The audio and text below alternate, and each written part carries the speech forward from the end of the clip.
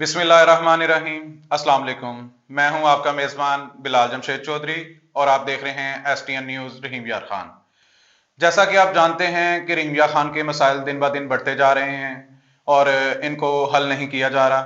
आज हमारे साथ इन्हीं मसाइल के ऊपर बात करने के लिए स्टूडियो में मौजूद हैं नौजवान तज्ज़ियाकार मोहम्मद उमर फारूक साहब और इनके साथ मौजूद हैं मोहम्मद फारूक नबी साहब।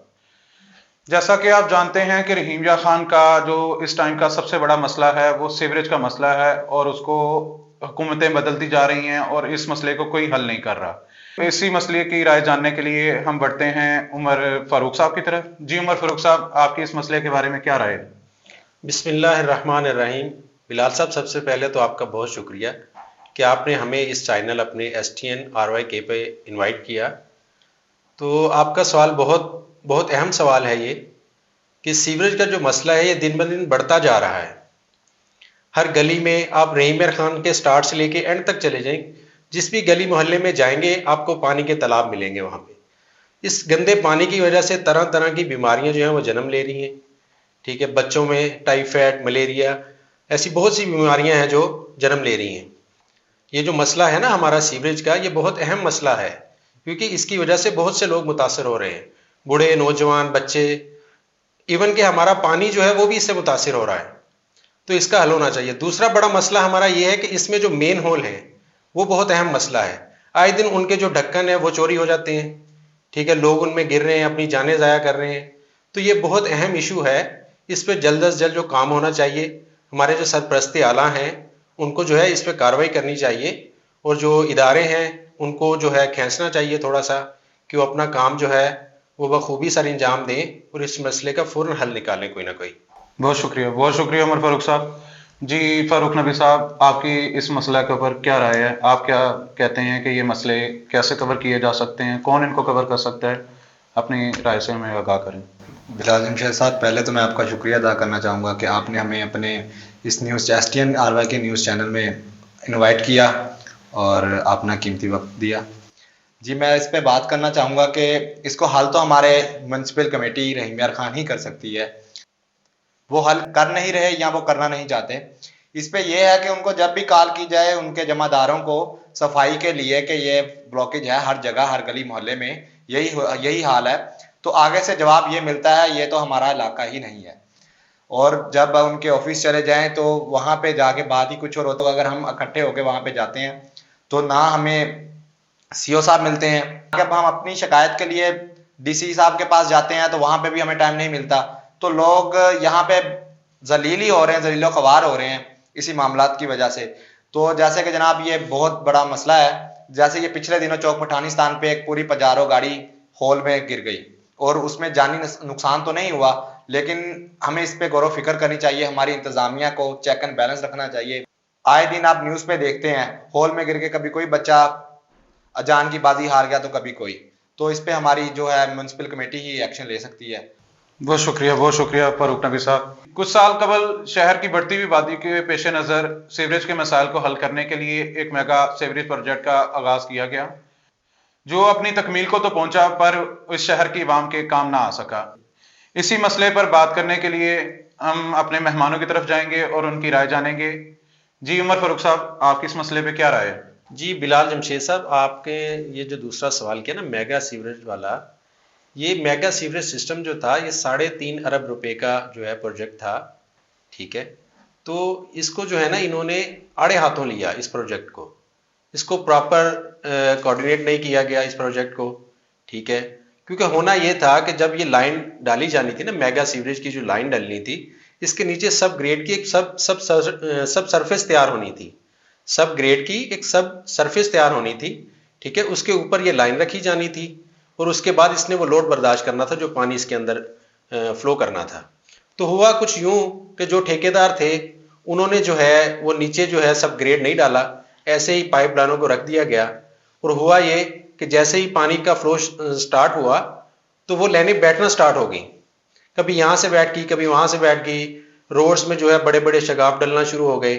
ठीक है, तो ये जो प्रोजेक्ट था ना ये फेल हो गया, हमारा टोटली फेल हो गया। ये पहले जो हमारा सीवरेज सिस्टम था ना वो कदरे बेहतर था मेगा सिस्टम से पहले।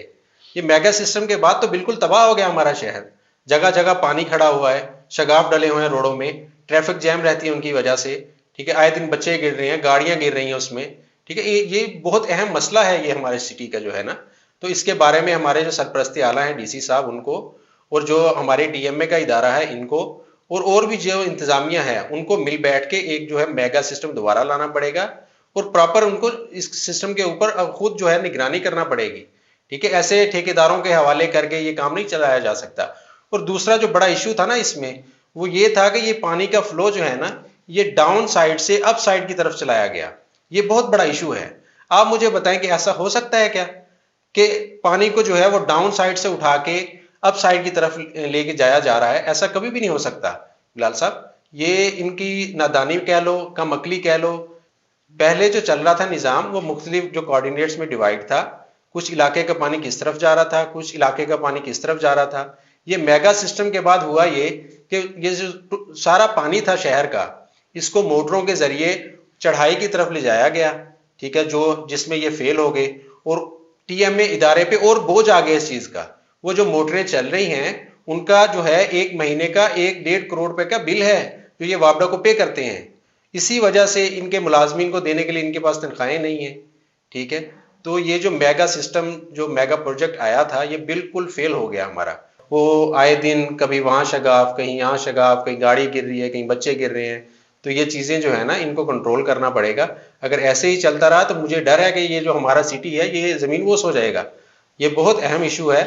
ये सरपरस्ते आला को जो है, हमारे जो भी हैं, इनको जो है थोड़ा सा सीरियस होना पड़ेगा इस मामले पे, और जल्द से जल्द जो है इसका कोई ना कोई हल निकालना चाहिए। बहुत शुक्रिया उमर फारूक साहब आपका, आपने अपनी राय से आगाह किया हमें। फारूक नबी साहब, आपकी इस मसला के ऊपर क्या राय है कि आया ये मसला कैसे ठीक हो सकता है, कौन इसको ठीक कर सकता है, और ये कब तक ठीक होगा? इस मसले पे आपको प्रोग्राम रखें जिसपे मैं आपको फैक्ट एंड फिगर के साथ बात करूंगा, और इंशाल्लाह पूरे दलाइल के साथ आपके साथ बात की जाएगी इस पर। बहुत शुक्रिया फारूक नबी साहब आपका। रिमिया खान शहर का एक और जो बड़ा मसला है वो हमारे सरकारी और प्राइवेट हॉस्पिटल्स हैं, उनकी हालत ज़ार है, और उनके अंदर आने वाले जो मरीज हैं उनके साथ जो रवैया अपनाया जाता है। आज हम इस मौजू पर बात करेंगे। उमर फारूक साहब, आपकी इस मसला के बारे में क्या राय है कि जो हमारे सरकारी और प्राइवेट हॉस्पिटल्स हैं, इनकी जो हालत ज़ार है, इनमें जो मौजूद स्टाफ है और इनमें आने वाले जो मरीज हैं, इनके साथ जो रवैया अपनाया जाता है, उनके बारे में आपकी क्या राय है? जी बिलाल साहब, पहले तो मैं आपको ये बता दूं, ये जो हॉस्पिटल है ये छोटा हॉस्पिटल नहीं है। ये बहुत बड़े इलाके को कवर कर रहा है। ये बलूचिस्तान से लेके हैदराबाद से पीछे तक का इलाका, और ज़िला रहीम यार खान का जो है ये लियाकतपुर से लेके ये हमारा जो इलाका है ये कवर कर रहा है ये शेख ज़ायद हॉस्पिटल, ठीक है। तो इसकी जो ओपीडी है वो एक दिन में कमोबेश 8,000 मरीजों को जो है वो फैसिलिटेट कर रही है, और इसकी जो एमरजेंसी है वो कमोबेश 3,000 से 3,500 जो मरीज हैं उनको फैसिलिटेट कर रही है, ठीक है। तो ये कोई छोटा हॉस्पिटल नहीं है, ये बहुत बड़े इलाके को कवर कर रहा है।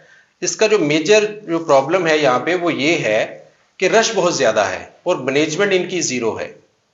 डॉक्टर्स ने अपने प्राइवेट जो है वो हॉस्पिटल्स खोले हुए हैं, अपने प्राइवेट क्लिनिक बनाए हुए हैं, वो टाइम नहीं दे रहे प्रॉपर यहाँ पे, ठीक है। चेक एंड बैलेंस नहीं है, कौन ड्यूटी कैसी कर रहा है, क्या कर रहा है, ये चीज़ बिल्कुल चेक एंड बैलेंस नहीं है हमारे शेख ज़ायद हॉस्पिटल में। तो इतने बड़े इलाके को जो हॉस्पिटल कवर कर रहा हो, उसकी मैनेजमेंट, मैं कहता हूँ कि उनको थोड़ा सीरियस होना चाहिए इस मामले में। ये जान का मसला है, लोगों की सेहत का मसला है। लोग सेहतमंद होंगे तो सब कुछ होगा ना। मेरा ये ख्याल है कि इसके बारे में प्रॉपर एक टीम बनानी चाहिए, ठीक है, जो इसका चेक एंड बैलेंस करे, कौन अपनी ड्यूटी कैसी कर रहा है, कौन क्या कर रहा है। जो गार्ड्स हैं वो तो ऐसे हैं जैसे गुंडे रखे हों इन्होंने, वो मरीजों को धक्के मारते हैं, धक्के मार के बाहर निकाल देते हैं। मैं तो हैरान हूं कि एक तो बंदा पहले परेशान होता है क्योंकि वो मरीज लेके आया हुआ है। दूसरा बड़ा इशू जो है वो ये है कि जब कोई मरीज फोत हो जाता है तो उसकी डेड बॉडी उसके वर्सा के हवाले करनी होती है, तो वहां का जो अमला है वो गायब होता है उस टाइम पे। वो बिल्कुल, उनको याद नहीं होता कि हमारे भी कुछ यहाँ पे जो है, हमने भी कुछ करना है, हमने भी, हमारी ड्यूटी है कुछ। वो बिल्कुल छोड़ के जा चुके होते हैं, वो वर्सा जाने और उनकी डेड बॉडी जाने, मतलब ये बेहिस हो चुके हैं ये लोग। तो मेरी अपील है ये जो अपनी गवर्नमेंट से और जो है हमारे सरपरस्ती आला हैं उनसे कि इसके बारे में भी जो है थोड़ा गौर-व-खोज किया जाए, इसे प्रॉपर जो है एक मैनेजमेंट की जाए इस हॉस्पिटल की। ये बहुत बहुत अच्छा हॉस्पिटल है, ये बहुत आला किस्म की हमारे पास मशीनरीज हैं। ठीक है, ये बहुत अच्छा हो सकता है ये सब कुछ। बहुत शुक्रिया उमर फारूक साहब, आपने अपनी राय से आगाह किया। जी फारूक नकवी साहब, आपकी इस मसला के बारे में क्या राय है कि ये जो मरीजों के साथ रवैया रखा जाता है ये कैसे ठीक हो सकता है, और जो दिन ब दिन जो इस हॉस्पिटल के ऊपर जो बर्डन बढ़ रहा है, मरीज जो ज़्यादा से ज़्यादा हो रहे हैं, ये कैसे मैनेज हो सकते हैं? अपने इस मसला के बारे में राय दें। जी, ये जो आपने बात की बिलाल साहब, रवैया रवैया तो हमारी जो मैनेजमेंट है ये उसका काम है कि डॉक्टर्स को चेक एंड बैलेंस रखें। मोस्टली ये होता है कि मरीज अपना चेकअप के लिए गया है और हमारे डॉक्टर साहिबान और डॉक्टर साहिबा मोबाइल्स पे लगी होती हैं। सबसे पहले तो मैं जो समझता हूँ कि इनको मोबाइल अलाउ नहीं करने चाहिए इनके ड्यूटी आवर्स में। इनके मोबाइल इनके पास नहीं होने चाहिए, मोबाइल इनके जमा कर लेने चाहिए, और ताकि वो अपना पूरा फोकस अपने पेशेंट्स को दे सकें। और उसके बाद जब मोबाइल वो यूज़ कर रहे होते हैं, जब पेशेंट आता है तो वो समझते हैं, अपनी तौहीन समझते हैं पेशेंट अगर उनको दूसरी बार नॉक करे, डोर नॉक करे या उनको मतवज्जा करे अपनी तरफ, तो वो उनके साथ मिसबिहेव स्टार्ट कर देते हैं डॉक्टर्स। तो ये हमारी इंतज़ामिया का काम है, जो कि हमारी इंतज़ामिया उस पर गौर व फिक्र करे, चेक एंड बैलेंस रखे। ये एक मरीज़ या आम शाहरी तो नहीं कर सकता ना जनाब। दूसरा बिलाल साहब, ये जो आप रश की बात कर रहे हैं, इन्होंने एक प्रोजेक्ट स्टार्ट किया था हमीद हाकम सर्जिकल टावर, तो जो कि करोड़ों रुपए की लागत लगी हुई है और वो बेकार पड़ा है, वो पैसा गवर्नमेंट का जाया जा रहा है।